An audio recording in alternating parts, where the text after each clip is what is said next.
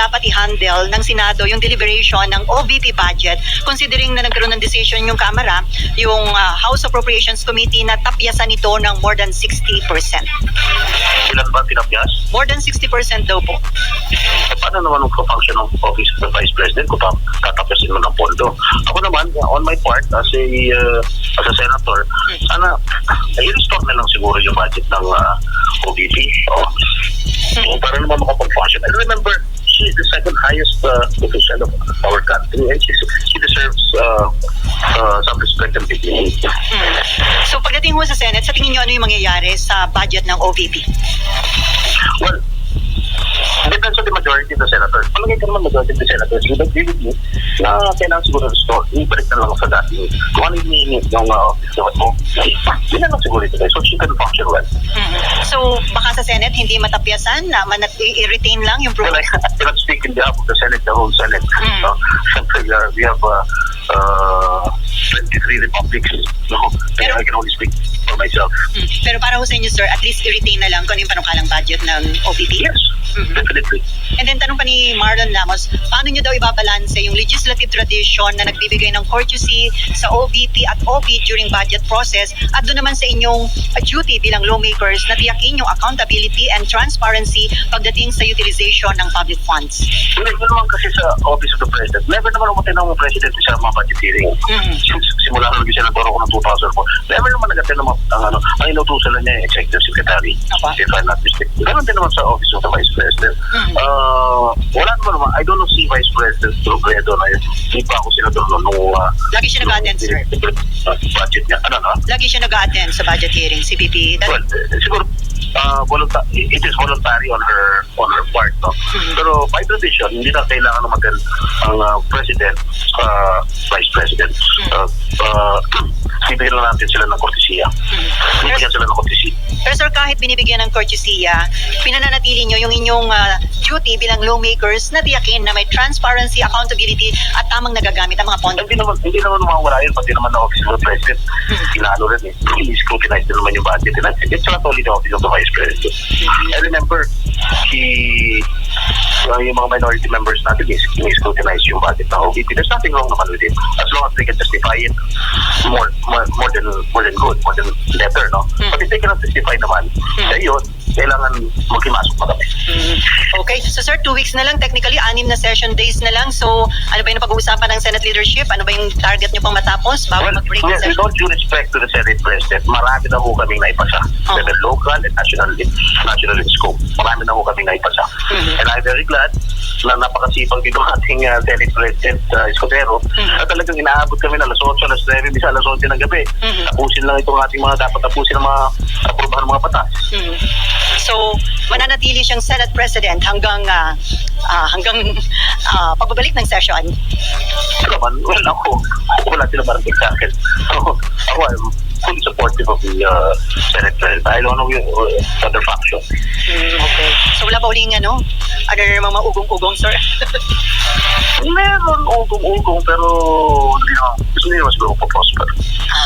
Okay. Bakit kaya? Napakitiling panahon po, meron agad ugong-ugong, sir. I don't know.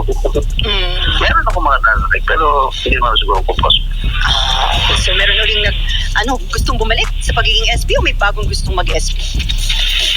Secret. Naku, on that note, thank you sir dahil ang susunod kong kakapanayamin si dating Senator Panfilo Lacson. So ipapaabot ko yung inyong panawagan na sana'y kanyang isiwalat yung pangalan ng naturang Chinese trade. Yeah. Better, it would be better for a country or for people to know kung sino talaga yung gusto suhulan nitong si Alice Go. And for me, that is important. That is what most important. Para sa paghahanap natin ng katotohanan, sir. Yes. Okay. On that note, thank you, sir. Marami pong salamat sa oras ninyo. Thank you. Yan po ang kaibigan, Senate President Pro Tempore Jinggoy Estrada. Pero ito sir, mas mabigat kumpara dun sa naunan yung mga ipiniresinta na mga pictures or documents? Sa Tuesday niyo pa rin malalaman.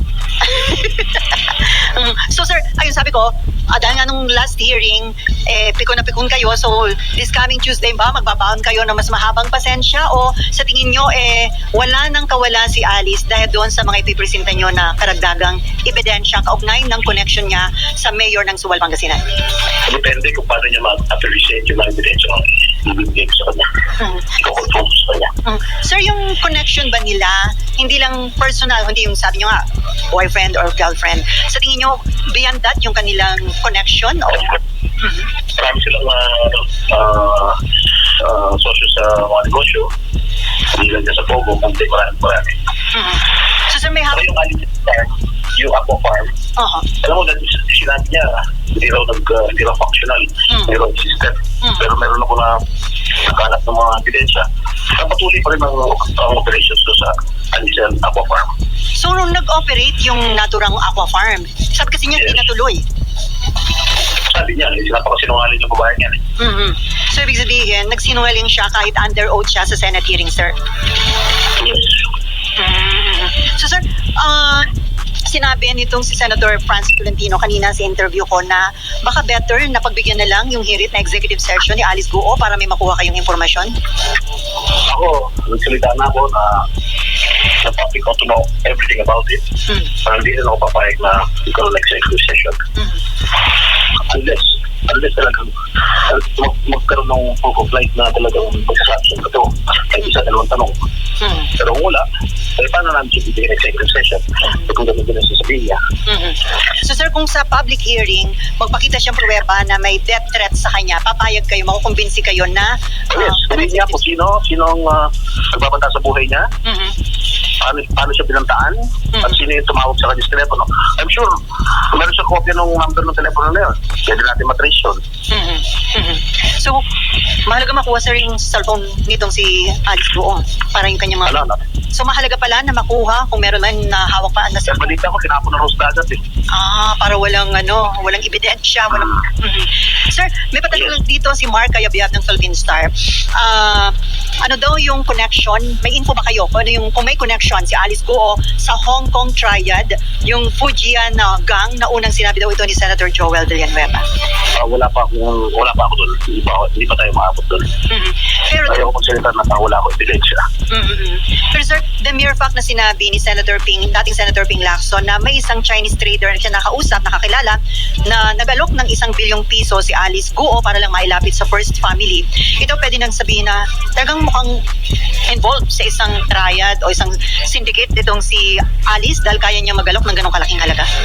Well, kung ako naman si Senator Ping, sorry, dahil kung siya na lang yung pangalan ko sino yung nilapitan ni Alice Guo at inofera ng 1 billion ba? 1 bilyon? Wow, napakalaking halaga nun. At sana i-record siya yung taong pangalan na sinasabi ni Senator Ping at malaman natin sa kanya. At sir, kung sakaling ibulgar niya, dapat bang ipatawag yon ng Senate ng mapagpaliwanag at tungkol dun sa kanyang isiniwalat? Why not? Of course. Why not?